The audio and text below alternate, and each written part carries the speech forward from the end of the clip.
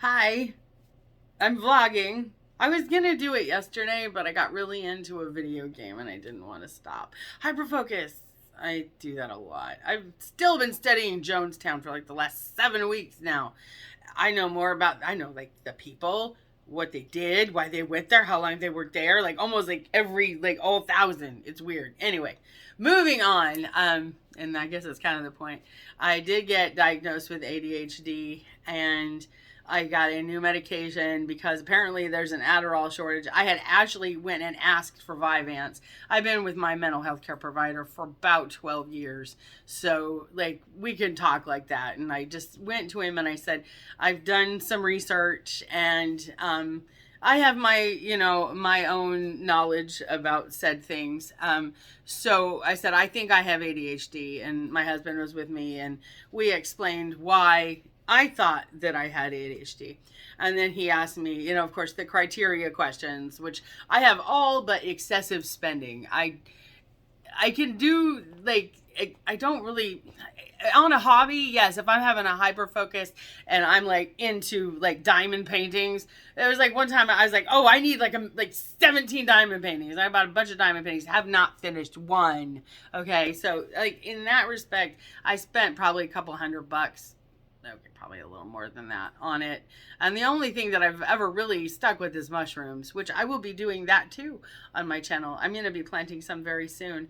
I went downstairs to my mushroom room and found that the mycelium that I was growing, I let it sit too long and it turned to liquid mush. It's interesting how mushrooms just turn into other mushrooms. Like now they become like, there's, what do they call them? They ones that really feed on the dead and make everything rot. So yeah, so I have to wait. I had to plant some new ones. I'm planting some McKenna, and I will be planting that soon. Mushrooms just kind of happen. They're not an animal, a vegetable, or a mineral. I know I do go on, don't I? But let's see. Back to ADHD. See my point?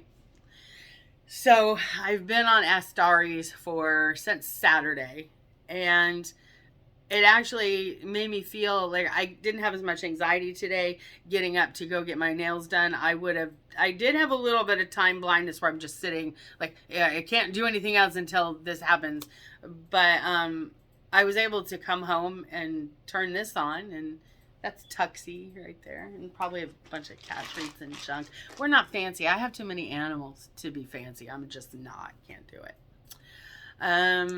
I haven't really been doing much except sitting in a car and traveling. My blood sugar became alarmingly, and I mean alarmingly high. It when I was on a road trip, I ate some Skittles. Shouldn't have done that. And my blood sugar was straight 500. I have one of those things like go on your arm and you take your blood sugar, and it hasn't gone down even into the 200s in the last 3 days. I'm becoming quite alarmed about it, and I know it's because of the way I ate on my road trip. So I'm going to correct that, and today I'm fasting. And when I say fasting, I mean I'm not really eating any meals. I go keto. Keto seems to work for me, so I have some keto fat bombs. So I'm going to eat one of those today, and that'll carry me through. And I have some keto muffins, so I might have one of those. But other than that, I'm not worried about meals, or I'm not going to eat any sugar or any carbohydrates that will raise my blood sugar.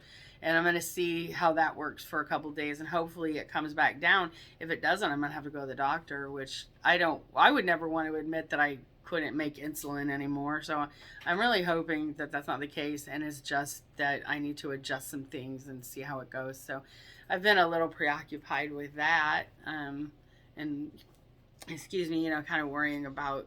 It's alarming, and it's also alarming that some people go around with that high blood sugar and just continue to eat Toll House cookies. You know who you are. You know who you are. You know who I'm talking to. I know you do. Yes, it's my cousin. It is. It is. Trick or treat. Anyway, let's see. What else did I want to talk about? That's what's been going on with me. And I feel a little more motivated.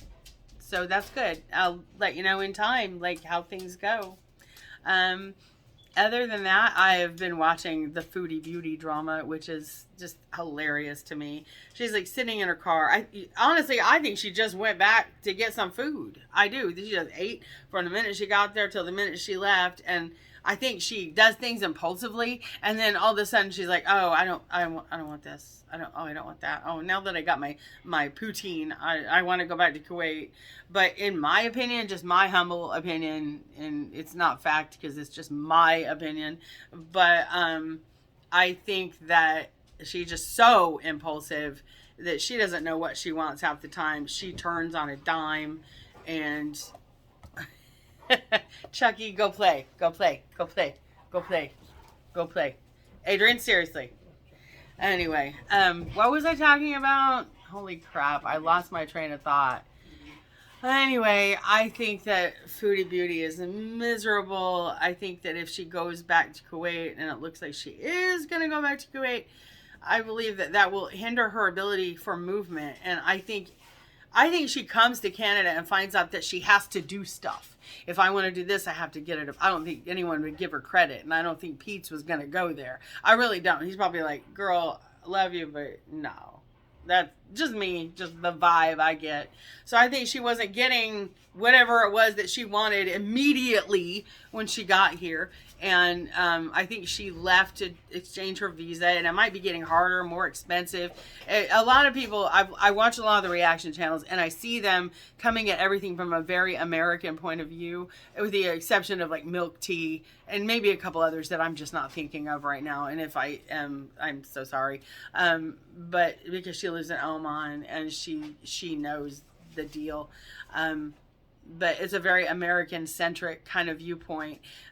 And why did everyone keep saying, why would Salah want her to go back to Kuwait? Maybe he doesn't. Maybe she's just doing it to bug you. But my theory on the whole thing is that Salah needs her in Kuwait for this marriage thing. And I think he needs her just as much as she needs him, because he's Syrian and he's young.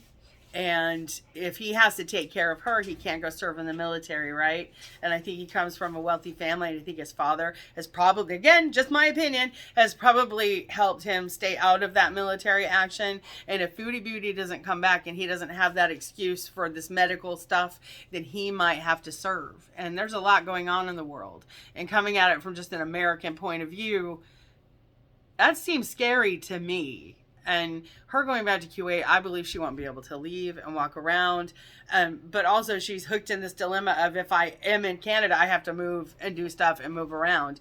And in Kuwait, she gets to sit there and eat, not the things she really wants. And I can see her getting really frustrated with the amount of sweets and the type of sweets that she can have. That seems to be her hang up. She can't get these certain foods. And believe me, girl, I would be the same way. I love to eat. I just don't eat a whole lot.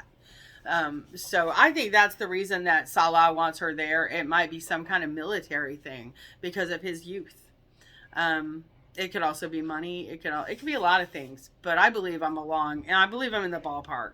I'm at least somewhere on those bases in that field. So those are my thoughts on that. And I'm not really a reaction channel, but you know, I truly respect it, but I wish they would look at it from more of a Kuwaiti side. If they were Salah, put yourself in Salah's shoes. Why would you want Foodie Beauty around? Nobody in the right mind would. I don't believe he's happy. Do you think he's happy? I think she's completely miserable. I don't think for 1 minute she enjoys her life in Canada, in Kuwait. It doesn't matter, because Foodie Beauty has to be with Foodie Beauty every second of the day, and who the fuck would want that? So anyway, I've ranted about that long enough. I hope you guys are doing well, and I hope that you have a wonderful day, and I will try to do this again, and hopefully I will have the momentum, and I will tell you how the medication is working, and tell you a little bit about my journey, and I hope it benefits you in some way, even if it's just listening to me talk really fast for like 10 minutes. Anyway, I love you guys. You make everything worth it, and even if I'm only talking to myself, hey Cindy, you make things worth it. So you guys have a great day, and as I always say, no matter what's wrong with you, there isn't any fucking thing wrong with you. You remember that, and you love yourself. And if your blood sugar gets really high, you do something to fix it, because you are valuable. Care about your body, care about you. Put your own mask on first. Whatever struggles you're going through, we all have them. And I believe that everybody is here for you if you're honest and real. And that's part of the reason I do these vlogs, because, and the way I approach them in such a, I don't filter it, I don't edit. I want you to see me, who I am for this moment. That's part of what I'm trying to leave to my child. So and to whoever wants to see it. And so I appreciate you listening. I do. I appreciate you more than I can probably verbalize. So, and I hope that we can all make each other feel good. So you have a great day and take care of yourself. Really. I'll see you again soon.